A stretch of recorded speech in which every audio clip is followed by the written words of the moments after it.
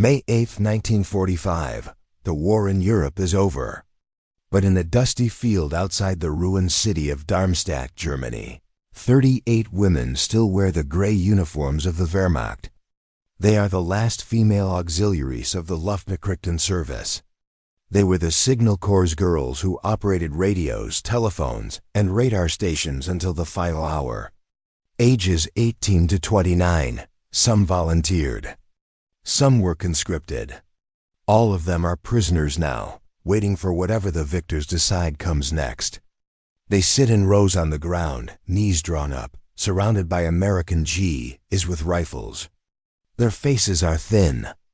Their hair is cropped short under caps stripped of insignia. They have not eaten properly since February. The last official ration was a cup of watery soup and a slice of sawdust bread 3 days ago. They know the stories. They expect shouting, blows, revenge.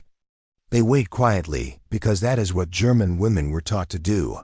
But the Americans are not shouting. A young lieutenant from Texas steps forward. His name is Daniel Harper. He is 24, baby-faced with a drawl thick as molasses. He has seen too many camps in the last month. He has also seen his own men hand chocolate to starving children in France. He looks at the women, some barely older than his sister back home, and makes a decision. He turns to his sergeant and gives a simple order. Bring the kitchen truck up. 10 minutes later, 2 field kitchens roll forward. The smell spreads across the field.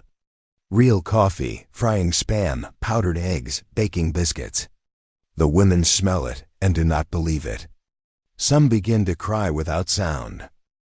Lieutenant Harper walks the rows with a clipboard, asking through an interpreter if anyone is wounded or sick. A few hands rise. He marks them carefully, then does something no one expects. He fills a mess tin high with scrambled eggs, 2 butter-soaked biscuits, a thick slice of spam, and a spoon of peach jam. He walks to the first woman in the front row, 19-year-old Lena Hoffman from Hamburg. Lena stares at the food as if it is a trick. She has never seen so much in one place. The lieutenant smiles without anger and says in careful German, "Essen bitte." Eat, please. Her hands shake as she reaches out. The mess tin rattles in Lena's hands. She takes 1 bite of the eggs. Her eyes close. Tears slide down cheeks still dusted with airfield soot. She whispers something no one expects. "This is the best food I've ever had." The lieutenant does not understand the words, but he understands the look. He moves to the next woman, then the next. Within minutes, every woman holds a full mess tin, warm and heavy in trembling hands. Some eat slowly, afraid the food will be taken away. Some eat too fast and choke while crying. Others do not eat at all, pressing the hot tin to their chests and rocking gently, as if warmth itself might disappear. Private Mara Weiss, 21, from Munich. Has not tasted butter since 1942. She spreads it thick on her biscuit.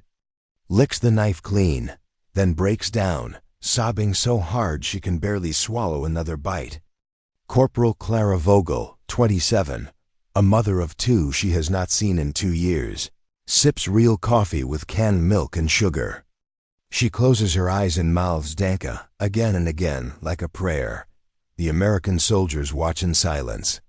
Many have sisters, wives, sweethearts. Some have daughters. One GI slips a Hershey bar to the girl beside him. Another lights a Lucky Strike and passes it down the row. Soon the air fills with cigarette smoke and the sound of women chewing, crying, and trying not to sob at the same time. The field no longer feels like a place of surrender, but something fragile and human. Lieutenant Harper sits on the ground with them. Through the interpreter, he asks where they are from, what they did in the war, whether they have families. The answers come slowly, then all at once. They are terrified of being judged, but the lieutenant only nods. He tells them about his little sister in San Antonio learning to drive a tractor. The women laugh. Small, broken laughs, but real. Night falls over the field.